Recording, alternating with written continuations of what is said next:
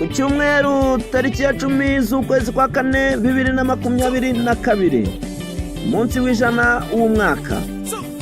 Muri kumwe na Ernest Niyonsenga. Impano y'umunsi: ndahagurutse ndaje nje gukora igikomeye kandi kizatangaza benshi. Urwandiko Paulo yandikiye Abefezi igice cya 3 ku murongo wa 20. Kadusome mu izina rya Yesu Kristo. Nuko ibasha gukora ibiruta cyane ibyo dusaba ndetse n'ibyo twibwira byose, kuko imbaraga zayo zidukoreramo. Amen. Imana ishimwe cyane.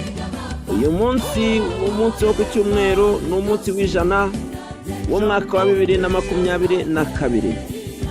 Akira impano y'uyu munsi. Imana irakubwiye ngo ije gukora ibikomeye kandi bizatangaza benshi. Uko imbaraga zayo zikorera mu bakozi bayo, uko imbaraga zayo zibasha gukora, ziri hejuru y'abarozi, ziri hejuru y'abadayimoni, ziri hejuru y'abakonikoni, ziri hejuru y'ibyikakaza byose ndetse n'iby'ingenzi.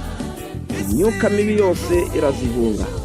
Aho imbaraga z'Imana zigeze, imbaraga za Satani zibubusa. Ndagutangariza uyu munsi ko Imana igiye kugukorera igikomeye. Akira impano y'Imana, akira gutabarwa n'Imana, akira kurengerwa n'Imana. Urakoze cyane kubyakira. Iyo ni impano y'uyu munsi. Uwiteka Imana ushimwe. Urakoze cyane ko utanze impano kandi impano yo gutabarwa. Akira icyubahiro, turakizamuye mu izina rya Yesu Kristo. Amen. 12.